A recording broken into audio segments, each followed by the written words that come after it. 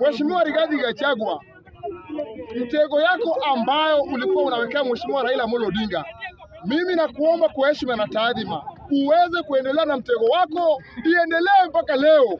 Usije ukalia kwa kusema kwamba unawindwa na serikali. Wewe ni mtu, wewe ni mwanaume na ulijisifu ukasema kwamba wewe ni maumau. Kwa hivyo mimi nakuomba tena sana usiku kwa sababu kwamba wawindwa na serikali ya William Samoei Ruto. Mtego wako uendelee nayo na uendelee hivyo hivyo. Kwa hivyo usije ukatuletea mambo mengi ambayo unayozungumzia. Jambo la pili, mimi nataka nizungumzie mambo ya uchaguzi ambao ilifanyika Mombasani. Uchaguzi ambao ilifanyika ya grassroots election ya Mombasani. Mimi nataka niwaambie wenzangu wa Mombasani hivi kwamba katika mkoa wa Pwani kuna watapeli wengi tena sana ambao tunao kule. Mheshimiwa Hassan Sarai, wewe ndiye mtapeli mkubwa tena sana katika Mombasa County.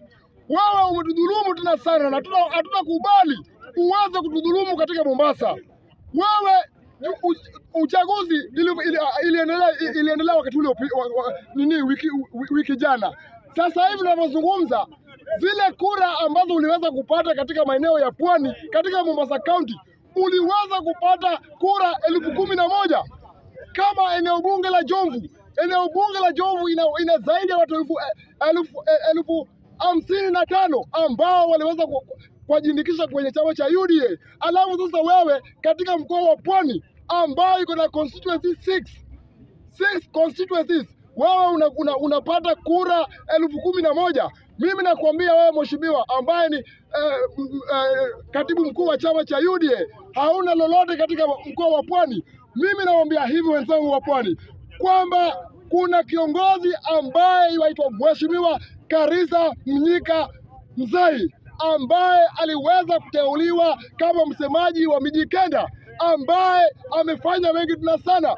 Amechaguliwa karibu mara 3, amechaguliwa kama mbunge wa Jomvu na amekuwa tu akinyang'anywa tu kama kiongozi. Kwa hivyo mimi nawaambia hivi wenzangu, muweze kushikana na mtu ambaye anaitwa Karisa Mzai aweze kuendelea kama msemaji wa Mijikenda. Hatutakubali kuuziwa uoga. Nimeona ndugu yangu mmoja hapa ambaye amekuja hapa kwa kutuambia kwamba Mheshimiwa Hassan Sarai aweze kuendelea kama katibu mkuu wa chama cha UDA.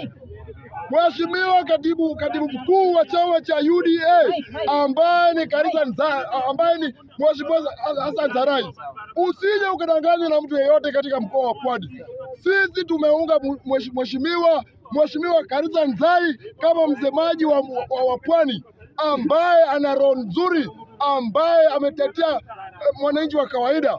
Hatutakubali sisi kama wakaaji wa Pwani kwamba kila siku mmoja wetu akifa lazima changiwe. Ni siku gani ambayo tutakuwa na kiongozi ambaye ana maono, ambaye ana mwelekeo? Hatutakubali. Mheshimiwa Karisa Mzai ndiye kusema katika mkoa wa Pwani. Asante sana. Wanyonge, nataka niambie watu wa ODM,